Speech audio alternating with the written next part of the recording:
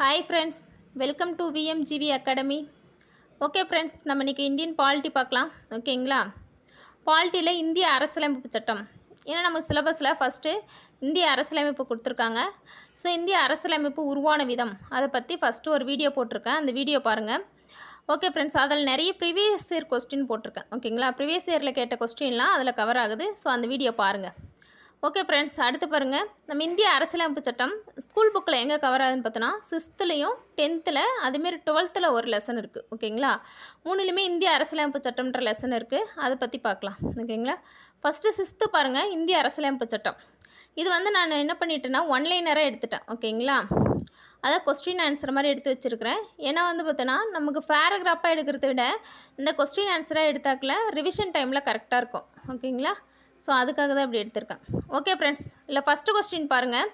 First question இல்லைனா அரசியலமைப்பு சட்டத்தின் முகப்புரை ஒவ்வொரு இந்தியருக்குமான நீதி, தன் செயலுரிமை, சமத்துவத்தை உறுதி செய்வதோடு சகோதரத்துவத்தை வலியுறுத்துகிறது. என்ன சொல்கிறாங்கன்னா, அரசியலமைப்பு சட்டத்தில் இருக்கக்கூடிய அந்த முகவுரை இருக்குது இல்லைங்களா, முகவுரை என்ன சொல்லுதுன்னா ஒவ்வொரு இந்தியருக்குமான, ஓகேங்களா, இந்திய குடியுரிமை இருக்கு இல்லைங்களா, அந்த ஒவ்வொரு இந்தியருக்குமான நீதி, தன் செயலுரிமை, சமத்துவத்தை உறுதி செய்வதோடு சகோதரத்துவத்தை வலியுறுத்துகிறது. ஓகேங்களா? ஒருத்தருக்கு ஒருத்தர் சகோதரத்துவம், ஓகே, நட்பாக இருக்கிறது.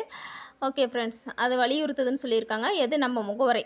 ஓகே, அடுத்து 2வது கொஸ்டின் பாருங்கள். ஒரு நாட்டின் உச்சநிலை அதிகாரம் இறையாண்மை. ஓகேங்களா? ஒரு நாட்டுடைய உச்சநிலை அதிகாரமே என்னென்னு பார்த்தோன்னா இறையாண்மைன்னு சொல்லியிருக்காங்க. அடுத்து கொஸ்டின் நம்பர் 3 பாருங்கள்.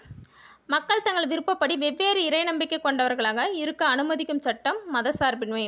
மக்கள் தங்கள் விருப்பப்படி, ஸோ அதாவது அவங்கவுங்களுக்கு பிடிச்ச அந்த மதத்தில் இருக்காங்க இல்லையா, ஸோ அந்த மதத்துக்கு பார்த்தீங்கன்னா என்னது, அதான் அவங்கவுங்களுக்கு பிடிச்ச மதத்தில் இருக்கக்கூடிய இறை நம்பிக்கை கொண்டவர்களாக இருக்கக்கூடிய அனுமதிக்கும் சட்டம் என்ன சொல்கிறாங்கன்னா மத சார்பின்மை அப்படின்னு சொல்கிறாங்க. ஓகேங்களா? அடுத்து கொஸ்டின் நம்பர் 4 பாருங்கள். இந்திய அரசமைப்பு சட்டம் 1950 ஜனவரி 26 நடைமுறைக்கு வந்தது. ஓகேங்களா? நம்ம இந்திய அரசமைப்பு சட்டம் 1950 ஜனவரி 26 நடைமுறைக்கு வந்ததுன்னு சொல்கிறாங்க. ஓகேங்க. அடுத்து நம்ம இந்திய அரசியலமைப்பு சட்டம் 1950 ஜனவரி 26 நடைமுறைக்கு வந்தாலும் அது நம்ம 1949 நவம்பர் 26 என்ன பண்ணிட்டோம், ஏற்றுக்கொள்ளப்பட்டது. ஓகேங்களா? ஏன்னா அரசியலமைப்பு சட்டம் ஏற்றுக்கொள்ளப்பட்ட நாள்னு ஒன்று இருக்குது. அது எப்போன்னு பார்த்தோன்னா 1949 நவம்பர் 26. ஓகேங்களா? அடுத்து பாருங்கள் கொஸ்டின் நம்பர் 5. அரசமைப்பு சட்டம் 16/9/2016 வரை 101 முறை திருத்தப்பட்டுள்ளது. கொஸ்டின் நம்பர் 5 பாருங்கள். அரசமைப்பு சட்டம் 16/9/2016 வரை 101 முறை திருத்தப்பட்டுள்ளதுன்னு சொல்லியிருக்காங்க. ஆனால் இது புக்கில் 101 முறை. ஓகேங்களா? இப்போ கரண்ட் அஃபேர்ஸ் படி பார்த்தோங்கன்னா இது வரைக்கும் ஒரு 106 முறை திருத்திருக்காங்க. ஓகேங்களா? அரசமைப்பு சட்டம் 16/9/2016 வரைக்கும் தான் 101 முறை திருத்திருக்காங்க. ஓகே, அடுத்து கொஸ்டின் நம்பர் 6 பாருங்கள். 1929 டிசம்பர் 31 லாகூரில் கூடிய காங்கிரஸ் மாநாட்டில் தலைமை தங்கியவர் நேரு. ஓகேங்களா? அதாவது 1929 டிசம்பர் 31 அன்னைக்கு லாகூரில் ஒரு காங்கிரஸோட மாநாடு நடக்குது. அந்த காங்கிரஸ் மாநாட்டுக்கு தலைமை தங்கியவர் யாருன்னு பார்த்தோங்கன்னா நேரு. ஓகேங்களா? ஸோ கொஸ்டின் நம்பர் 7 பாருங்கள். 1930 ஜனவரி 26 பூர்ண சுயராட்சியம். ஓகேங்களா? 1930 ஜனவரி 26 அதாவது பூரண சுயராட்சியம் முழு சுதந்திர நாளாக கொண்டாடப்பட்டது.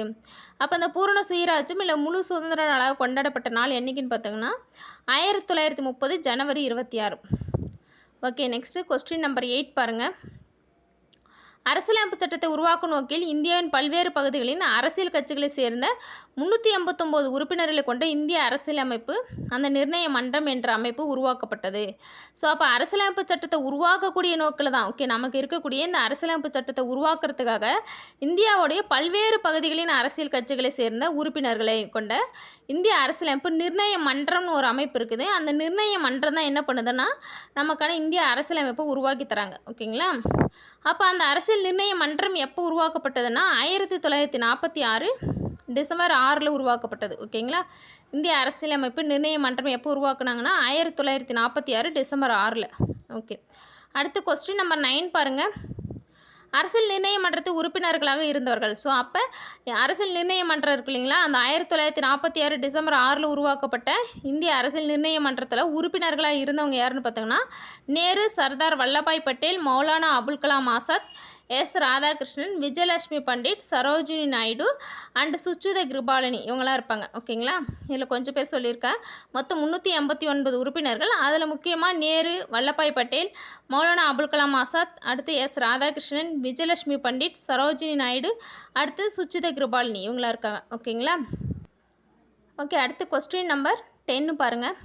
அரசியல் நிர்ணய மன்றத்தில் இருந்த பெண் உறுப்பினர்களின் எண்ணிக்கை என்னன்னு கேட்குறாங்க. ஓகேங்களா, கொஸ்டின் நம்பர் 10 அரசியல் நிர்ணய மன்றத்தில் இருந்த பெண் உறுப்பினர்களின் எண்ணிக்கை 15. ஓகேங்களா, அதான் 389 உறுப்பினர்களில் பெண் உறுப்பினர்கள் எத்தனை பார்த்தோன்னா 15 பேர் இருக்காங்க.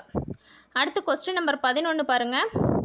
அரசியலமைப்பு இறுதி செய்யப்படுவதற்கு முன் அதாவது எத்தனை முறை திருத்தினாங்க. ஓகேங்களா, நம்ம அரசியலமைப்பு இறுதி செய்யப்படுவதற்கு முன் சுமார் 2000 திருத்தங்கள் மேற்கொள்ளப்பட்டது. ஓகேங்களா, அரசியலமைப்பு இது வந்து பார்த்தோன்னா அப்ராக்சிமேட்டடாக கொடுத்துருக்காங்க 2000 திருத்தன்னு.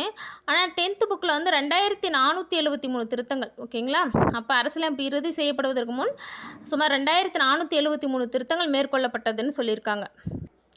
அடுத்து கொஸ்டின் நம்பர் 12 பாருங்கள்.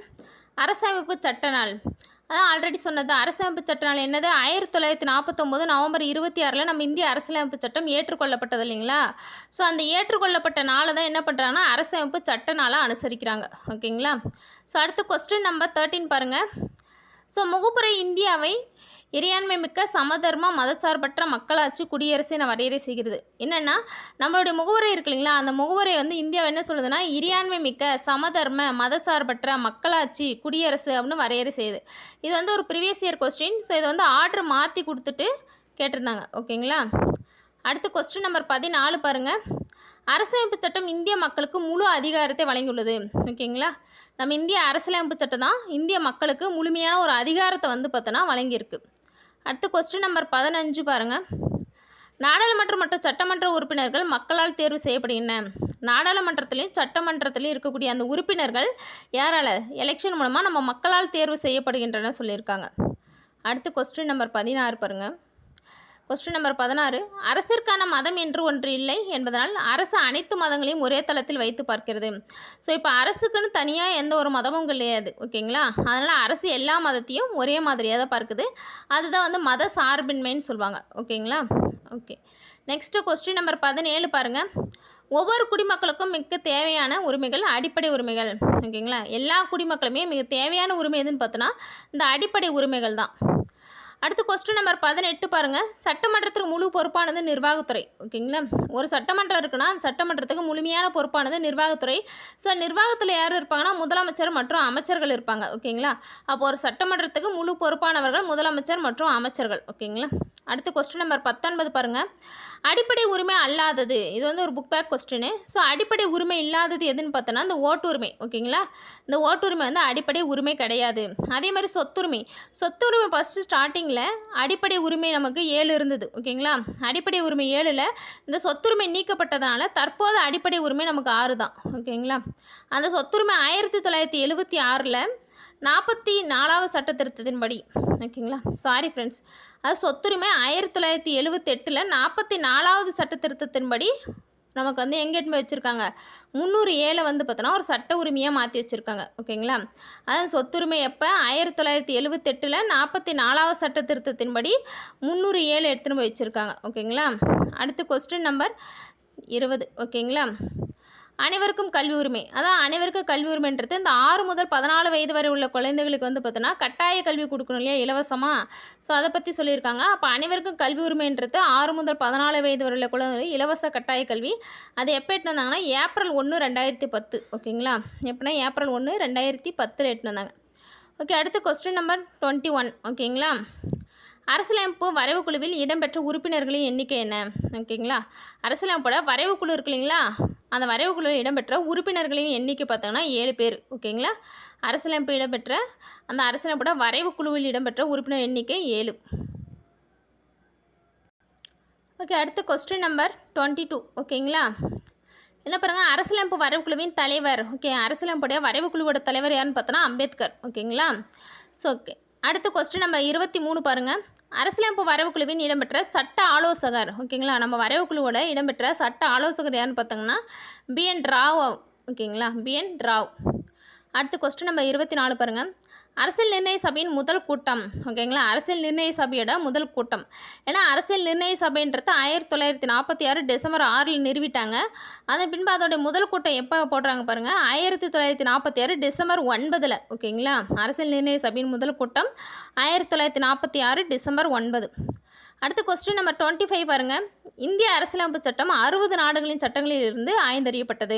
ஓகேங்களா, நம்ம இந்திய அரசியலமைப்பு சட்டத்தை உருவாக்கும் போது ஒரு 60 நாடுகளுடைய அரசியலமைப்பு சட்டத்தில் இருந்து தான் நமக்கான இந்திய அரசியலமைப்பு சட்டம் வந்து பார்த்தோன்னா எடுத்து வச்சுருக்காங்க. ஓகேங்களா, அதாவது 60 நாடுகளோட அரசியலமைப்பு சட்டங்களை வந்து பார்த்தோங்கன்னா ஆய்ந்தறிந்து அதில் எது பெஸ்ட்டாக இருக்குதோ அதை எடுத்து நமக்கு வச்சுருக்காங்க. ஓகேங்களா, அடுத்து பாருங்கள், நம்ம அதிக அளவு யார்கிட்டேருந்து எடுத்திருக்கோம்னா இங்கிலாந்துக்கிட்டேருந்து தான் எடுத்திருக்கோம்.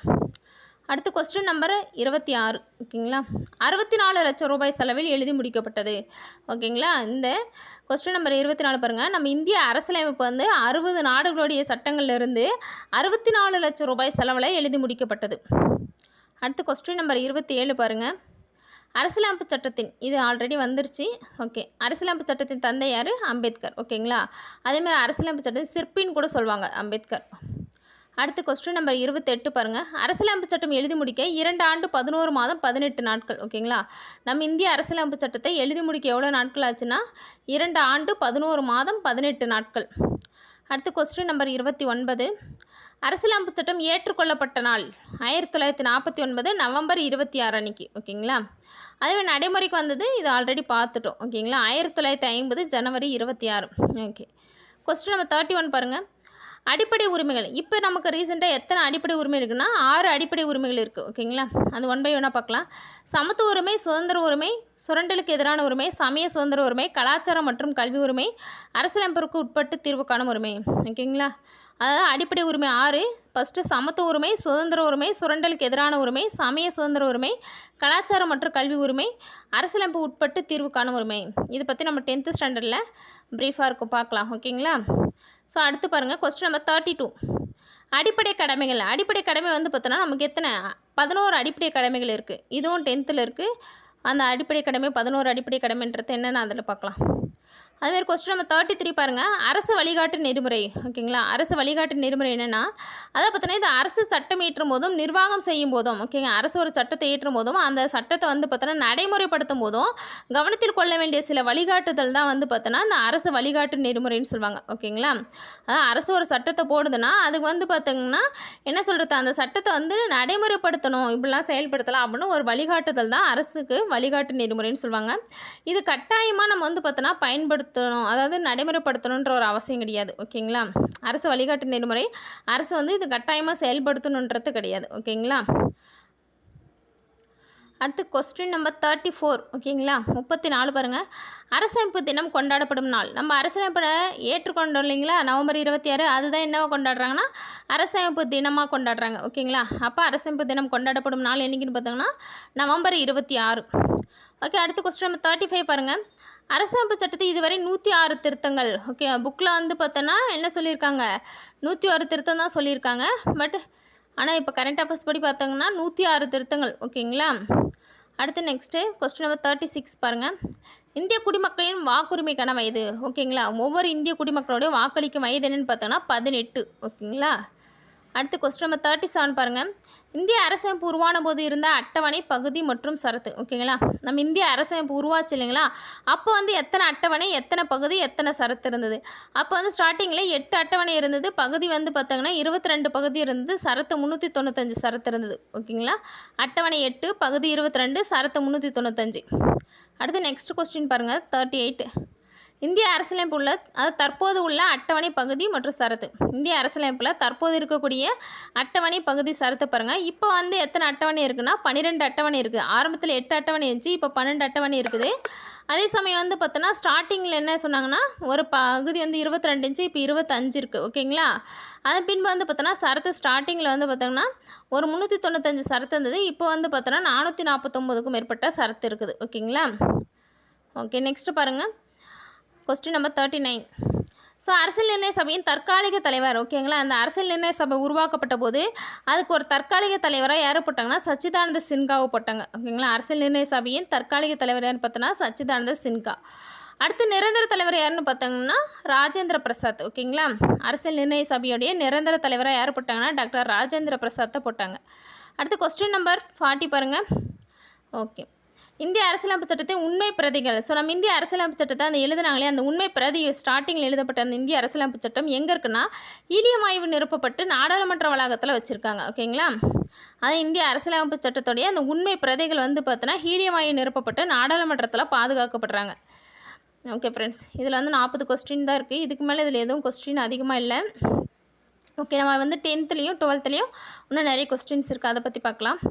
ஓகே ஃப்ரெண்ட்ஸ், பிடிச்சிருந்தால் லைக் பண்ணுங்கள், ஷேர் பண்ணுங்கள், கமெண்ட்ஸ் பண்ணுங்கள், சப்ஸ்கிரைப் பண்ணுங்கள் ஃப்ரெண்ட்ஸ். Thank you friends.